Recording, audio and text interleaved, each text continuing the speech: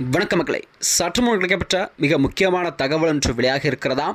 எடப்பாடி பழனிசாமிக்கு டெல்லியில் அமித்ஷாவிடம் காட்டிய அந்த லிஸ்ட் என்ன? 170 தொகுதிகளும் இறங்குவது யாரெல்லாமா? வாங்க வீடியோவை மூலமாக கண்டாம். அதாவது தமிழகத்தில் வரக்கூடிய 2026 சட்டமன்ற தேர்தல் கண்டிப்பாக ஏப்ரல் 23ஆம் தேதி தமிழகம் உள்ள அனைத்து மக்களவை தொகுதியிலும் கண்டிப்பாக இந்த தேர்தல் என்பது நடைபெறும் என்பதை தேர்தல் ஆணையம் ஒரு அதிகாரப்பூர்வ தேதியை வெளியிட்டிருக்கிறதா. இந்த செய்தியை நோக்கிதான் அனைத்து அரசியல் கட்சி தலைவர்களும் தங்கள் கட்சி பணிகளை தீவிரமாக செயல்பட்டு கொண்டிருக்கிறார்கள். அந்த வகையில்தான் தமிழகத்திலே இம்முறை கண்டிப்பாக 4 முனை போட்டி நிலவக்கூடிய சூழல் தான் உருவாகி இருக்கிறதா.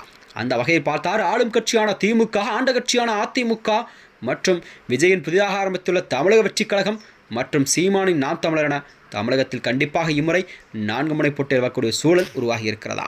இந்த வகையில்தான், அதாவது தமிழக சட்டமன்ற தேர்தல் நெருங்கிக் கொண்டிருக்கும் இந்த நிலையில்தான் ஆளுங்கட்சியின் வியூகங்களுக்கு போட்டியாக ஒரு பிரதான எதிர்க்கட்சியாக அதிமுக தனது கூட்டணி கணக்குகளை தீவிரப்படுத்தியிருக்கிறதா. இதன் முக்கியத்துவம் நிகழ்வாக என்னவென்றால், அதிமுகவின் பொதுச்செயலாளர் எடப்பாடி பழனிசாமி டெல்லி சென்று அங்கு மத்திய உள்துறை அமைச்சர் அமித்ஷாவை சந்தித்து பேசும் நிகழ்வு என்பது தமிழக அரசியலில் ஒரு பெரும் திருப்பத்தை ஏற்படுத்துகிறது என்று எதிர்பார்க்கப்படுகிறதா.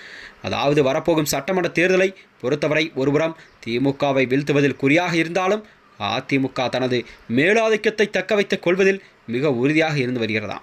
அதாவது மொத்தமுள்ள 234 தொகுதிகளிலும் சுமார் 170 இடங்களில் கண்டிப்பாக அதிமுக நேரடியாக தனித்துதான் களம் காணும் என்பது எடப்பாடியாரின் ஒரு அதிகாரப்பூர்வ அறிவிப்பு என்றே எடுத்துக்கொள்ளலாமா.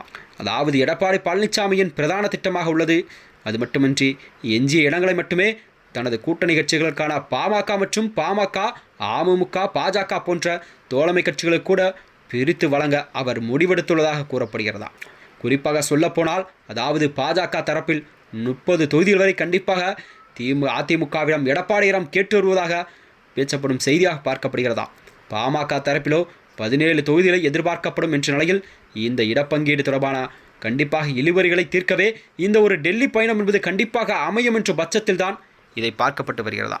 அதாவது டெல்லியில் உள்ள மத்திய உள்துறை அமைச்சர் அமித்ஷாவை சந்திக்க அமமுகவின் பொதுச்செயலாளர் டிடிவி தினகரன் மற்றும் பாமகவின் செயலாளரான அன்புமணி அவர்களும் கண்டிப்பாக டெல்லி சென்று அமித்ஷாவிடம் தங்கள் கூட்டணிக்கான தொகுதி பங்கீடை இறுதி செய்வார் என்றுதான் கூறப்படுகிறதா. அது மட்டுமின்றி எடப்பாடி பழனிசாமி இதற்கு அதாவது நேர்மாறான ஒரு வியூகத்தை கூட வைத்திருக்கிறாரா. அதாவது சின்ன கட்சிகளை அனைத்துமே அதிமுகவின் இரட்டை இலை சின்னத்தில் போட்டியிட வேண்டும் என்று அவர் அழுத்தம் கொடுத்து வருவதாக தெரிகிறதா. அதாவது இரட்டை இலை சின்னத்தில் போட்டியிட்டால் மட்டுமே கண்டிப்பாக கிராமப்புற வாக்குகளை எளிதாக அவர்களெல்லாம் கவர முடியும் என்பது, அதுவே வெற்றியை உறுதி செய்யும் என்பதும் எடப்பாடியின் ஒரு உடும்புப்படி விவாதமாக பார்க்கப்படுகிறதா.